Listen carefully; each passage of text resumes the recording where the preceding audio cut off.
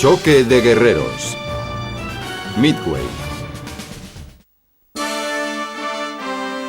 En el hermoso amanecer del jueves 4 de junio de 1942 en la isla de Midway, en el Pacífico.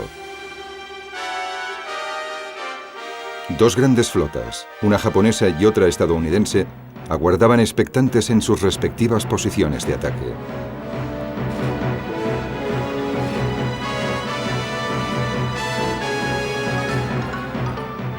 La crucial batalla aeronaval de Midway, en junio de 1942, decidiría el desenlace definitivo de la guerra en el Pacífico, apenas 6 meses después de comenzar el conflicto.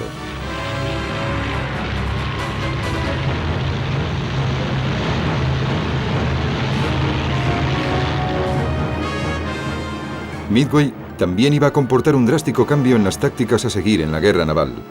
A partir de entonces serían los portaaviones y no los acorazados los auténticos protagonistas de la guerra en el mar. Los comandantes de ambos bandos habían librado una batalla similar en el Mar del Coral un mes atrás. Los dos estaban absolutamente convencidos, antes de comenzar la guerra, de la superioridad de los portaaviones.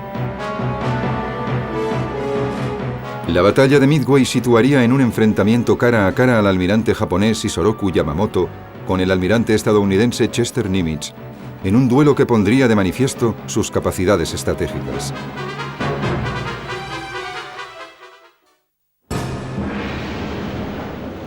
Japón había entrado en guerra principalmente por su carencia de importantes materias primas para crear un imperio autosuficiente. Pero los líderes japoneses se dieron cuenta de que la flota estadounidense del Pacífico iba a representar su principal obstáculo. Por lo tanto, decidieron destruirla mediante un ataque sorpresa a su base principal de Pearl Harbor el 7 de diciembre de 1941.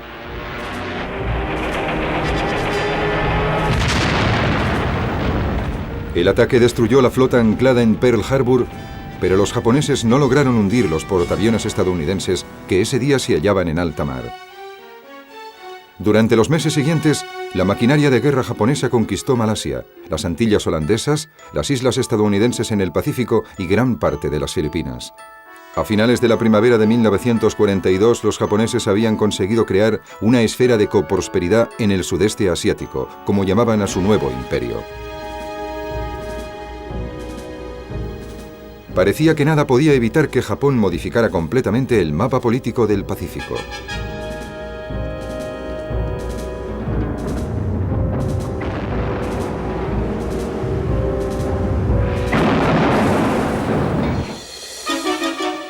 Los japoneses nunca planearon invadir Estados Unidos, pero sí deseaban debilitar su poder militar, para que no supusiera una amenaza para su nuevo imperio.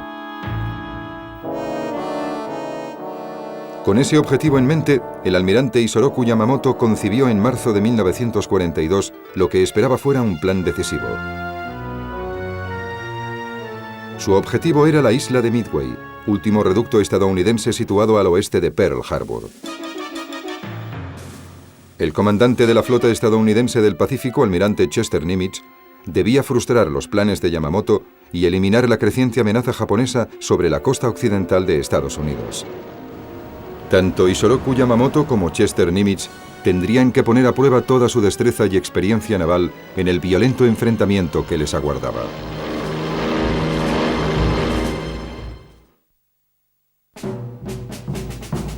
Isoroku Yamamoto había nacido en 1884 en el seno de una familia con pocos recursos, pero con antepasados samuráis. Era inevitable, por tanto, que siguiera la carrera militar en las Fuerzas Armadas. Se alistó en la Academia Naval Japonesa a los 17 años. En 1905, Yamamoto, con el rango de teniente, combatió en la batalla de Tsushima, donde fue derrotada la Marina rusa.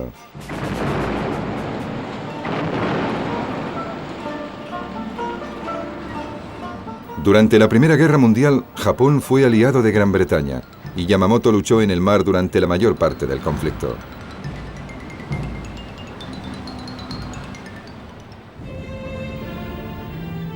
En 1919 se trasladó a Estados Unidos para aprender inglés. Allí estudió en la Universidad de Harvard. En 1925, Yamamoto se convirtió en el agregado naval japonés en Washington, D.C. En 1930, con 44 años, era uno de los almirantes más jóvenes de Japón. Pero Yamamoto tenía controvertidas ideas sobre tácticas navales. Se oponía fervientemente a la visión tradicional que sostenía que los acorazados eran las piezas esenciales en una guerra naval. Por el contrario, apostaba por la aviación naval y afirmaba que con ella se ganarían las futuras batallas navales, por lo que la Marina Imperial japonesa debía tener como objetivo prioritario la construcción de una gran fuerza de portaaviones. Nombrado viceministro en 1937, Yamamoto utilizó su nuevo poder político para que se emprendiera la construcción de 2 nuevos portaaviones. También apoyó decididamente el desarrollo del Mitsubishi Zero, una nueva generación de aviones caza que podía operar tanto en tierra como en portaaviones en el mar. La política de Yamamoto fue decisiva a la hora de que Japón tuviera una de las armadas más poderosas del mundo. Sin embargo, a mediados de la década de los 30, era el ejército japonés y no la armada el que controlaba la estrategia militar. Y la prioridad de los generales era la expansión del territorio japonés. En 1937 se anexionaron Manchuria y entraron en guerra abierta contra China. Yamamoto se había opuesto tenazmente al conflicto.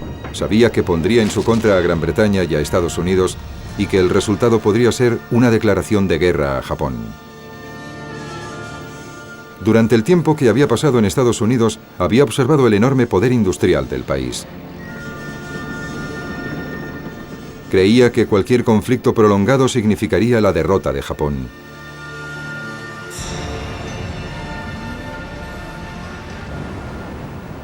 La oposición directa de Yamamoto a la estrategia del ejército japonés no dañó su carrera.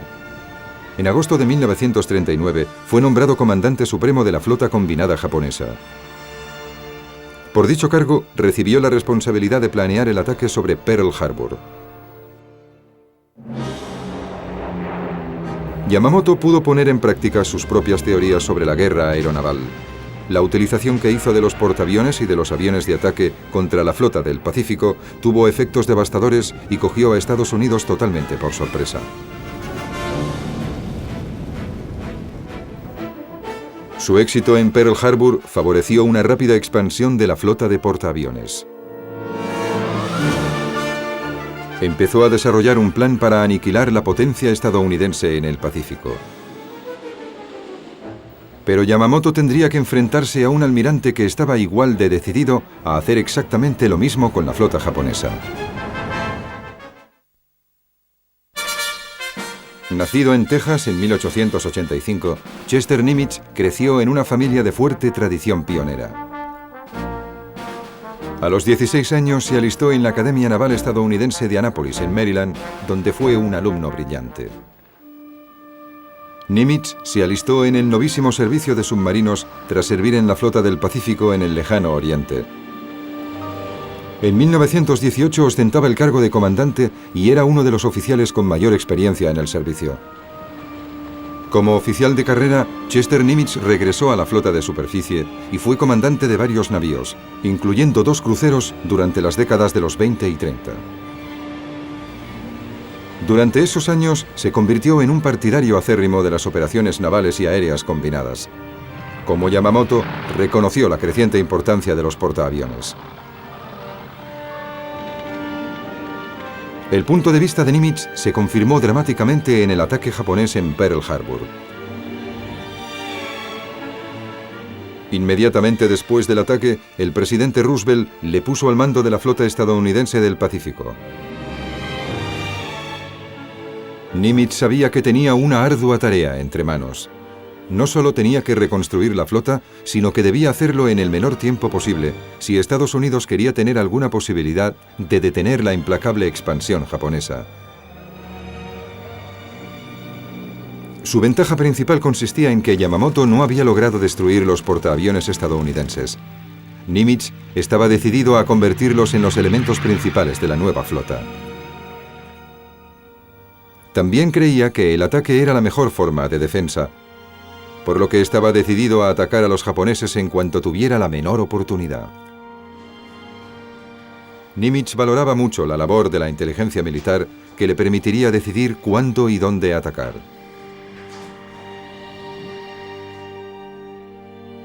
También sabía que tenía que levantar la moral de sus hombres, hundida por el ataque de Pearl Harbor.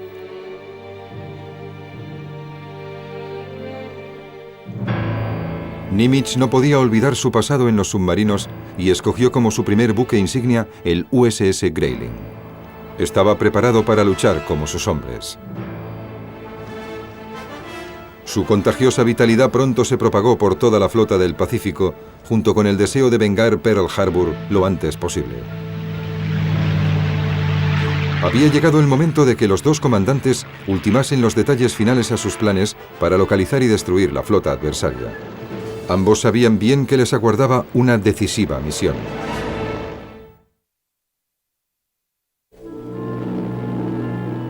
La isla de Midway, situada a unos 2000 kilómetros al oeste de Hawái, era un importante punto de observación en el Océano Pacífico.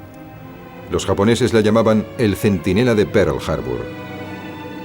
Yamamoto pensaba que Midway era tan vital para los Estados Unidos que un ataque sobre la isla haría que se concentrara allí la mayor parte de la flota del Pacífico, oportunidad que quería aprovechar para destruirla. Para tener mayores posibilidades de éxito, Yamamoto quería que participara el grueso de la armada japonesa en el ataque para garantizar su superioridad naval. Pero el alto mando japonés, aún muy influenciado por el ejército, ordenó una operación simultánea a la de Midway que requería apoyo naval, y ello redujo el potencial de la flota de Yamamoto para la operación MI, el ataque contra Midway.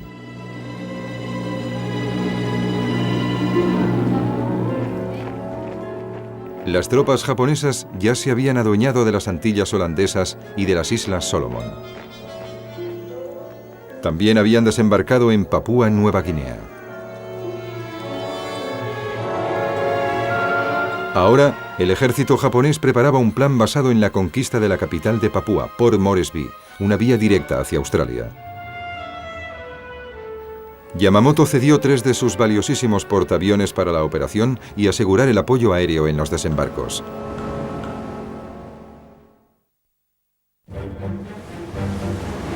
Mientras tanto, Nimitz ya estaba poniendo en práctica su plan de dirigir un ataque inmediato contra Japón.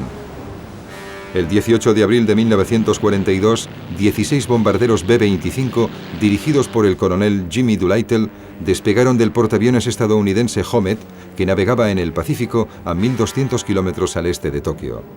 Su objetivo era la capital japonesa. Lucharon contra las malas condiciones atmosféricas y después bombardearon el corazón del imperio japonés.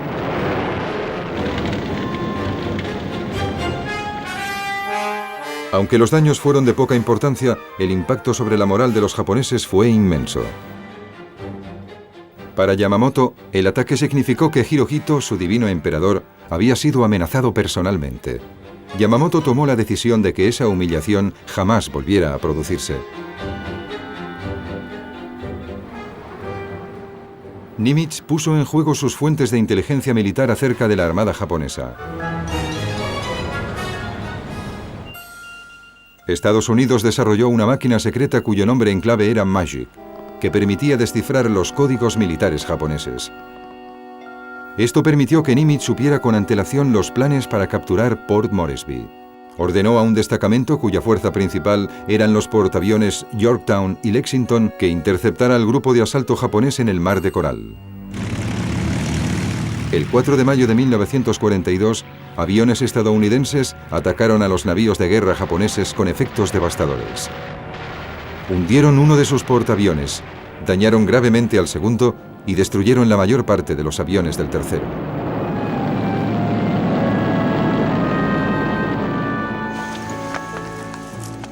La operación Port Moresby se canceló y las tropas japonesas se vieron condenadas a librar una larga y difícil campaña en la jungla de Nueva Guinea. Además, Yamamoto perdió 3 de sus portaaviones para el ataque a Midway. Las fuerzas estadounidenses también habían sufrido importantes pérdidas. El Lexington había sido hundido y el Yorktown había recibido daños, pero por primera vez desde Pearl Harbor, los planes japoneses habían sido truncados. El ataque de Doolittle contra Tokio y la batalla del Mar de Coral habían causado daños leves a las fuerzas japonesas, pero afectó críticamente en el desarrollo de la futura estrategia de Yamamoto. Sin desanimarse, el alto mando japonés ordenó que la operación Midway prosiguiera. Se había programado para principios de junio. Pero los planes definitivos de Yamamoto para la operación MI se harían más complejos.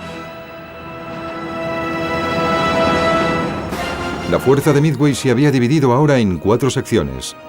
El elemento más importante era la fuerza de ataque del almirante Chuichi Nagumo, que recibió órdenes de llevar a cabo los primeros ataques aéreos contra Midway. La fuerza de Nagumo se había constituido a partir de los portaaviones, pero de estos solo quedaban 4, debido a la victoria estadounidense en la batalla del Mar de Coral. También contaba con 4 potentes acorazados de la fuerza principal, dirigidos por el propio Yamamoto.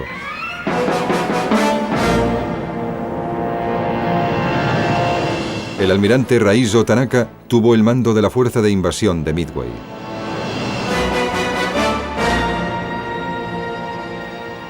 Estaba apoyado por el almirante Nobutake Kondo, con 2 acorazados, un portaaviones ligero, cruceros y destructores.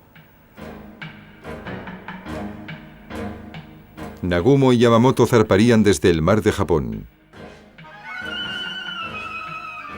Kondo y Tanaka partirían desde las Marianas. Pero Japón daría el primer golpe mediante una operación de distracción llevada a cabo por el almirante Mishiro Hosogaya, al mando de una segunda flota que zarparía desde Japón y lanzaría un ataque aéreo contra Dutch Harbor, en las Islas Aleutianas. Esta maniobra de engaño tenía como fin atraer a los portaaviones de Nimitz hacia el norte, lejos de Midway. Después de que se hubiese realizado esta operación en las Islas Aleutianas, Nagumo lanzaría un ataque aéreo sobre Midway para destruir la fuerza aérea estadounidense en la isla.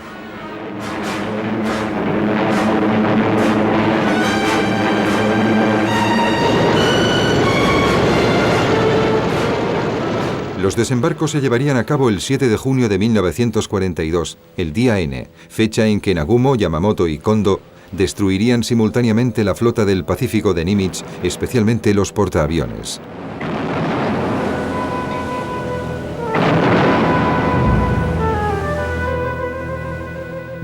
Sin embargo, muchos de los oficiales de Yamamoto creían que la complejidad del plan aumentaba el riesgo de fracaso y le expusieron sus temores.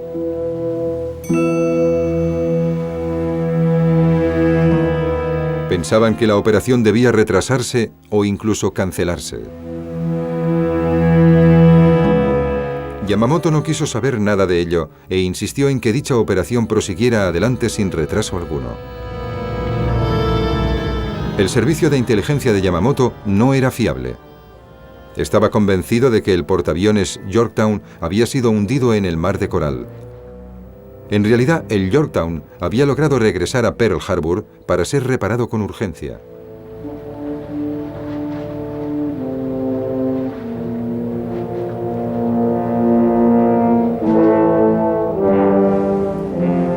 Yamamoto también creía que los otros portaaviones de Nimitz, el Enterprise y el Hornet, seguían atracados en Pearl Harbor después del ataque de Doolittle en abril.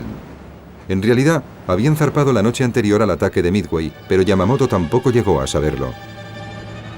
Utilizó submarinos para observar la actividad naval estadounidense en Hawái, pero empezaron su misión de reconocimiento muy poco antes de los ataques contra Midway, cuando las fuerzas de Nimitz ya se encontraban en alta mar.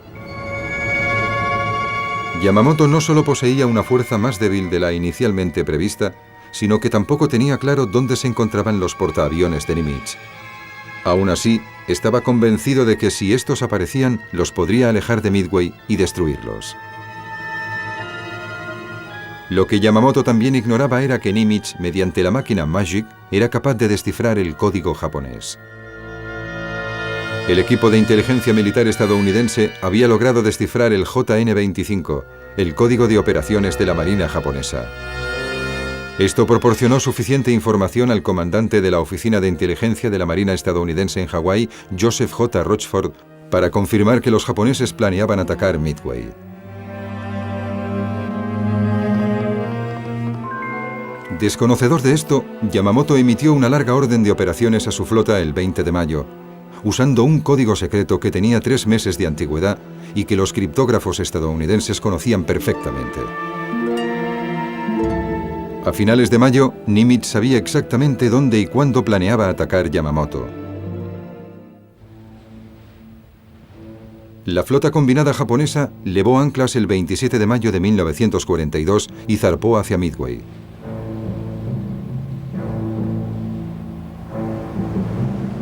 El trágico viaje de Yamamoto había comenzado. Nimitz empezó a desarrollar su propio plan.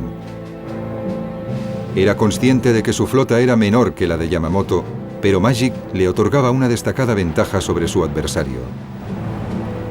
Ordenó a los portaaviones Enterprise y Hornet que levaran anclas y se dirigieran hacia Midway. Mientras tanto, el capitán del Yorktown había estimado que su portaaviones necesitaría 90 días para reparar los daños sufridos en la batalla del Mar de Coral. Nimitz le dio 72 horas. El Yorktown estuvo listo a tiempo. Nimitz les dijo a sus hombres que se arriesgaría a ignorar la maniobra de distracción de Yamamoto contra las Aleutianas. A principios de junio de 1942, la principal fuerza de ataque de Nimitz consistía en el Destacamento Especial 17, con el portaaviones Yorktown, dirigido por el contraalmirante Frank Fletcher, y el Destacamento Especial 16 del almirante Raymond Sprance, al mando de los portaaviones Hornet y Enterprise. Para el plan de Nimitz, la isla de Midway sería en sí misma una especie de cuarto portaaviones, imposible de hundir. Pero los defensores estadounidenses de Midway no sabían que recibirían el apoyo de estos destacamentos especiales y de los portaaviones. La seguridad y el secreto eran las claves esenciales del plan de Nimitz, y nada debía poner en peligro la presencia de los portaaviones que se desplegaban al noreste de Midway. Para aumentar la seguridad, también utilizó 16 submarinos como escudo defensivo. El principal objetivo de Nimitz eran sin duda los 4 portaaviones del almirante Chuichi Nagumo, que se aproximaban desde el noroeste. Dado el tamaño de la flota japonesa, Nimitz sabía que solo podría alcanzar la victoria si localizaba los portaaviones de Yamamoto y los atacaba primero.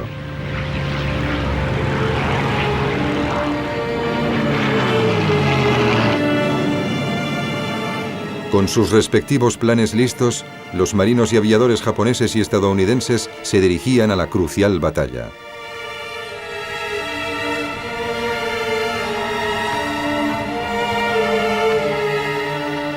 Tanto Yamamoto como Nimitz sabían que la efectividad de sus respectivas estrategias dependía de la experiencia, la determinación y el ánimo de sus hombres.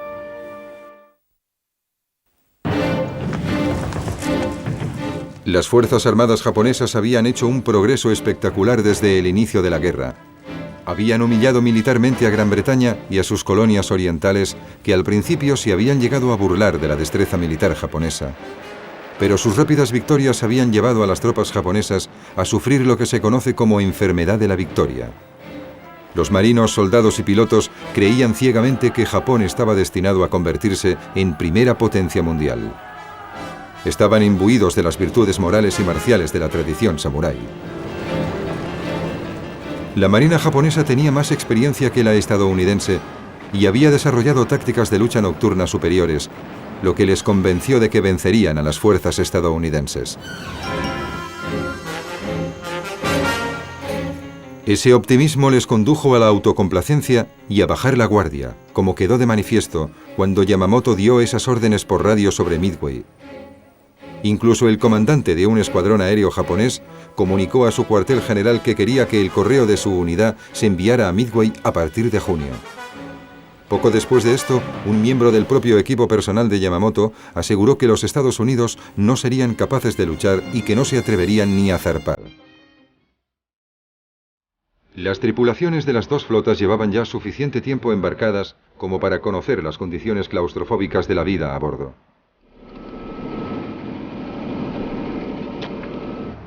La rutina diaria era tediosa, pero físicamente muy exigente.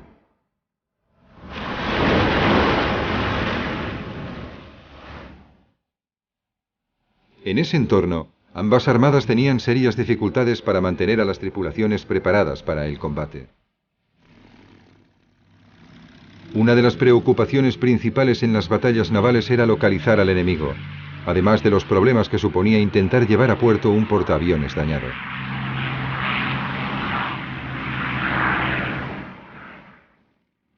Los pilotos que se veían obligados a amerizar en el Pacífico tenían muy pocas posibilidades de sobrevivir, especialmente por la amenaza de los tiburones.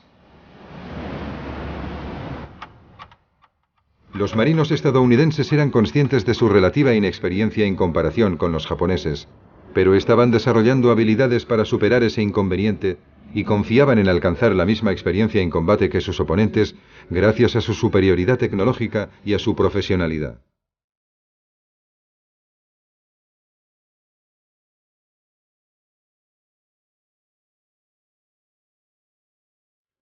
Los recientes acontecimientos en el Mar de Coral les mostró que los japoneses no eran invencibles.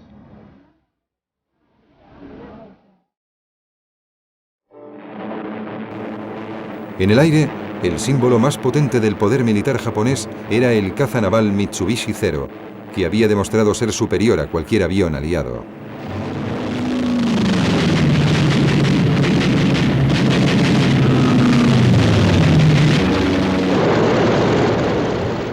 La superioridad de los Zero había facilitado a los bombarderos Ball y a los torpederos Kate atacar libremente los objetivos aliados en tierra y mar.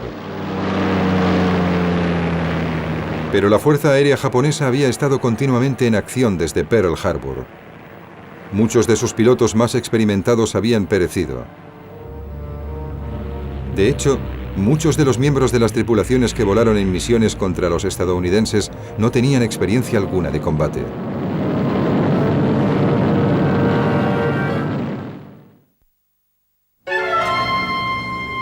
Por otro lado, los estadounidenses confiaban en el caza de la Armada F-4F Wildcat para enfrentarse al Zero japonés.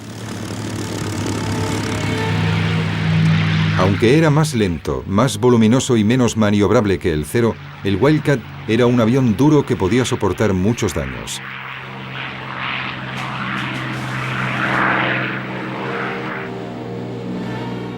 Las principales armas de Nimitz para contrarrestar los Ball y Kate japoneses eran los bombarderos Douglas SBD Dauntless y los torpederos TBD-1 Devastator.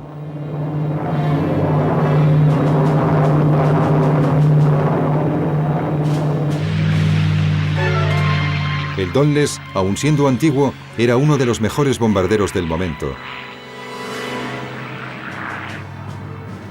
Pero el viejo Devastator ya estaba totalmente obsoleto en 1942 y pronto sería sustituido por un torpedero más moderno.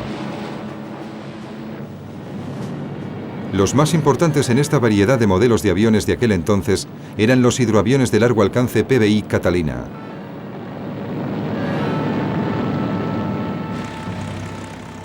Los estadounidenses se enfrentaron al reto de volar en aviones anticuados con su típico sentido del humor, apodándolos ataúdes volantes, vibradores y aviones de segunda mano.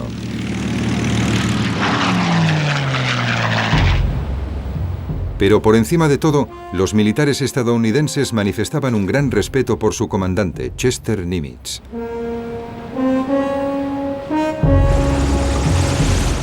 Esto sirvió para que los aviadores y los marinos a su mando sintieran la confianza necesaria para enfrentarse a los peligros de la batalla.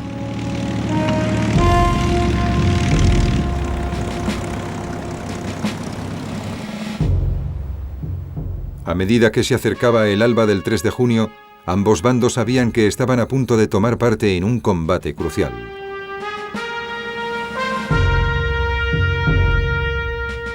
A ambos lados del horizonte, Isoroku Yamamoto y Chester Nimitz habían empezado la cuenta atrás para su decisivo enfrentamiento.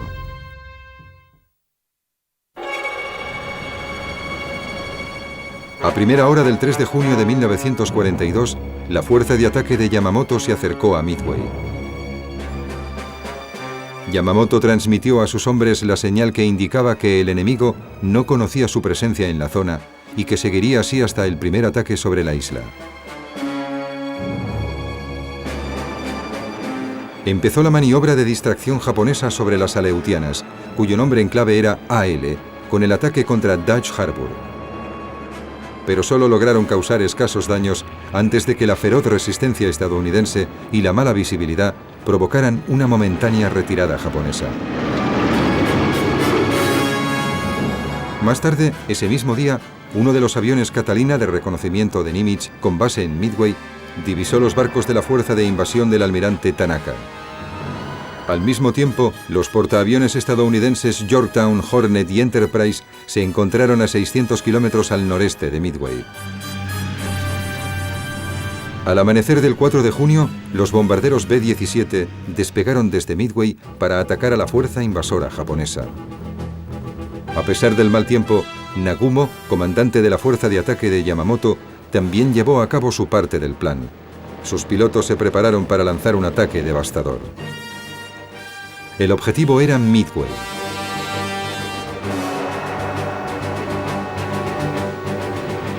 ...108 aviones tomaron parte en este ataque.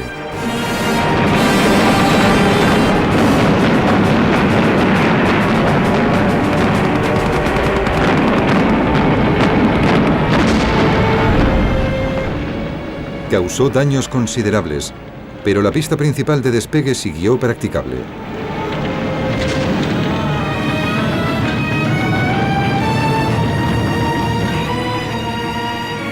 Muchos aviones estadounidenses pudieron salvarse. Nagumo perdió 38 aviones. Los pilotos que regresaron le comunicaron que el campo aéreo de Midway seguía estando intacto. Y esto le supuso un dilema. Nagumo podía ordenar otro ataque inmediato sobre Midway o lanzar sus aviones contra los portaaviones en cuanto fueran divisados. En ese momento se produjo el ataque de los B-17 de Midway. No causaron muchos daños, pero convencieron a Nagumo de que debía atacar nuevamente la base aérea estadounidense.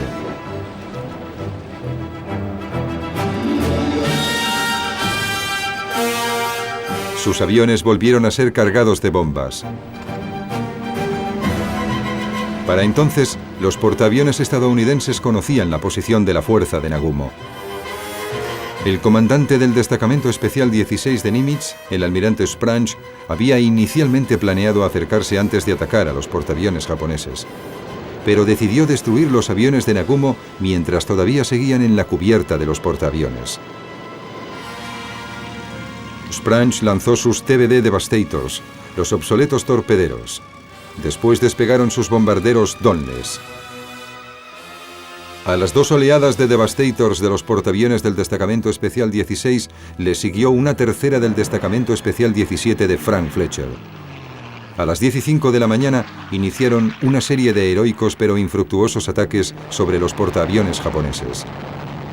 35 de los 41 TBD Devastators fueron derribados por los cazas Zero o por el fuego antiaéreo. 5 minutos después, Nagumo recibió al fin un detallado informe aéreo sobre la posición de los portaaviones estadounidenses.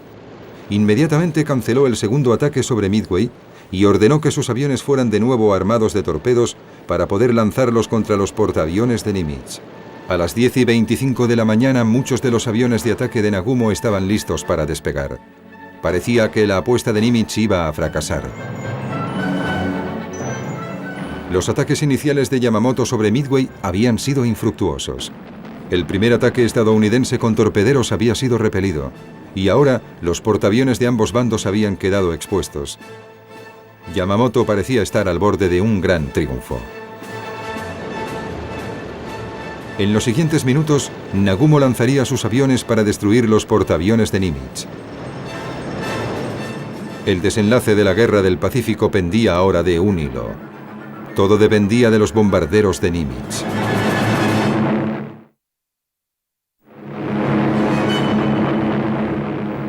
En la soleada mañana del 4 de junio de 1942, las esperanzas del almirante Nimitz dependían de los 60 bombarderos Donless que se acercaban a los portaaviones de Nagumo. Pronto quedó claro que el sacrificio de los pilotos de los torpederos americanos no había sido en vano. Primero, sus ataques habían obligado a los portaaviones japoneses a dividirse y a realizar maniobras evasivas, lo que retrasó el lanzamiento de la segunda oleada. También habían obligado al grupo de protección de cazas Zero a volar muy cerca de las olas para proteger a dichos portaaviones. Tercero, los aviones japoneses abarrotaban las cubiertas mientras se rearmaban para el ataque contra los portaaviones de Nimitz. La maniobra de distracción de los TBD de Nimitz permitió que los escuadrones de Donles estadounidenses se aproximaran a los portaaviones japoneses sin ser vistos. A las 10:27 de la mañana, los bombarderos del Yorktown y del Enterprise entraron en combate. Sin ser molestados por el vuelo rasante de los Zeros, lanzaron sus bombas. Los resultados fueron devastadores y determinantes.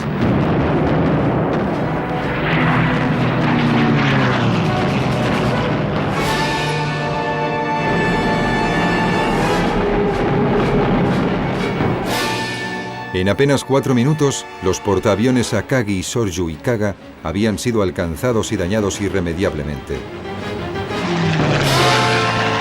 Cuando los Donles estadounidenses se alejaron del lugar de combate, dejaron tras de sí casi 2.500 marinos y aviones japoneses muertos y 3 portaaviones hundiéndose. A pesar de ese cruento golpe a la flota de Yamamoto, los japoneses no estaban derrotados del todo. Lanzaron 2 oleadas de bombarderos desde el portaaviones que quedaba, el Hiryu.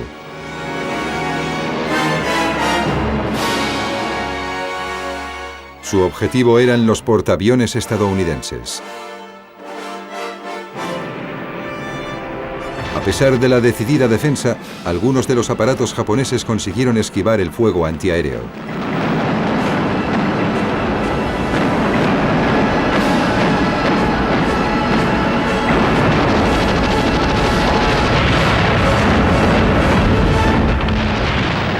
Finalmente, 3 bombas y 2 torpedos hicieron blanco en el Yorktown.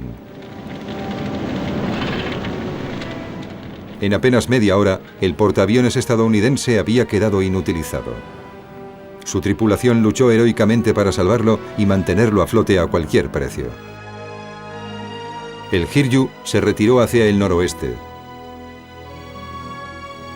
Como represalia, despegaron bombarderos del Hornet y del Enterprise.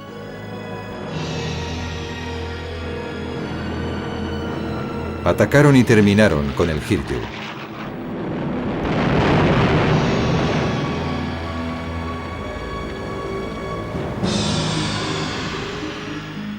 Sin conocer el desarrollo de estos acontecimientos, Yamamoto seguía decidido a enfrentarse a la flota estadounidense y ordenó a Nagumo que diese media vuelta y se preparase para un ataque nocturno. El almirante Raymond Spranz, comandante de la fuerza de portaaviones estadounidense, informó a Nimitz de que la batalla había concluido. La principal formación de la fuerza de ataque japonesa había quedado totalmente destruida. Al darse cuenta de que había perdido sus portaaviones, Yamamoto canceló el ataque sobre Midway y en las primeras horas del viernes 5 de junio ordenó a su flota que se retirara. El golpe final de Nimitz fue el hundimiento de 2 cruceros japoneses que estaban dañados tras haber colisionado. Hubo pocos supervivientes.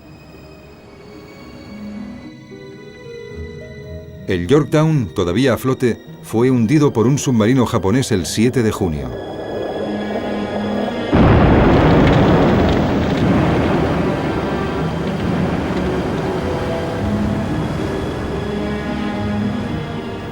Pero Nimitz había logrado salvar Midway.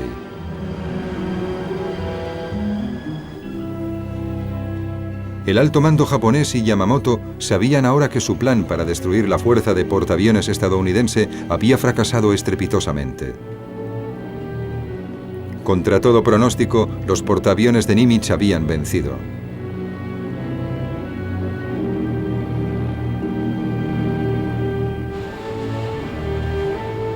Al final del combate, Yamamoto había perdido 4 portaaviones y 2 cruceros. Más de 300 aviones japoneses habían sido destruidos y alrededor de 3.000 hombres habían muerto o desaparecido. Nimitz había perdido por su parte un portaaviones y un destructor, casi 150 aviones y unos 300 hombres. Para él fue una asombrosa victoria.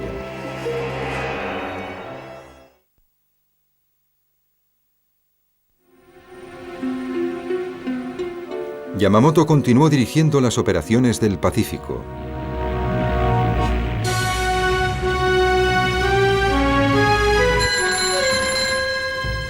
Pero en abril de 1943, los estadounidenses interceptaron un mensaje en clave que daba detalles del itinerario que seguiría Yamamoto durante una visita de inspección a las Islas Solomon. El 18 de abril su avión despegó para visitar una base japonesa.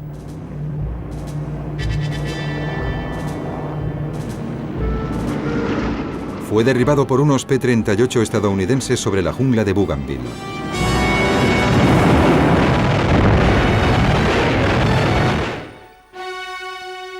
Los restos de su avión permanecen todavía allí.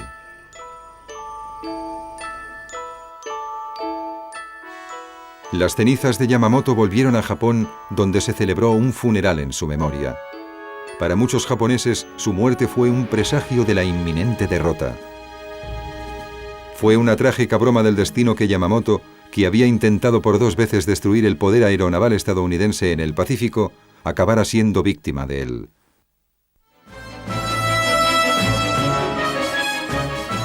El almirante Chester Nimitz siguió dirigiendo la campaña del Pacífico, aprovechando al máximo la ventaja de su victoria en Midway.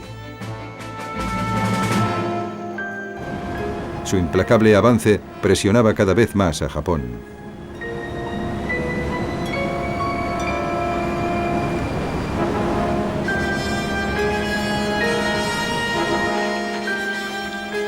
Al final de la guerra, Nimitz había hecho realidad la peor pesadilla de Yamamoto. El poder aeronaval estadounidense siguió creciendo y acabó estrangulando a Japón.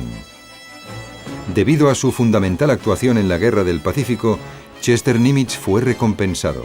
Junto al general Douglas MacArthur, estampó su firma en el documento que formalizaba la rendición de Japón.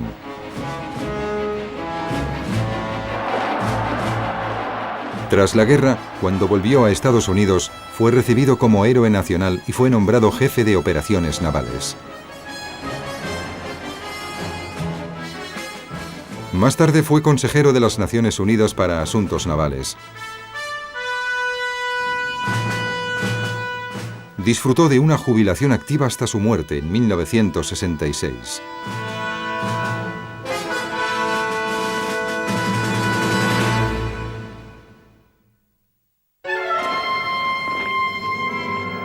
La batalla de Midway en junio de 1942 fue el punto de inflexión de la guerra en el Pacífico.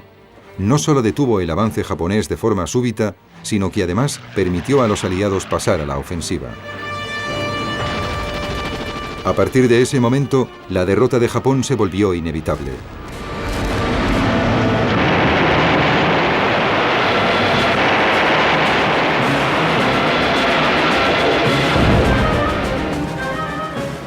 Midway también dejó clara la importancia de los portaaviones y de los aviones como las armas decisivas de la moderna guerra naval, función que continúan teniendo en la actualidad.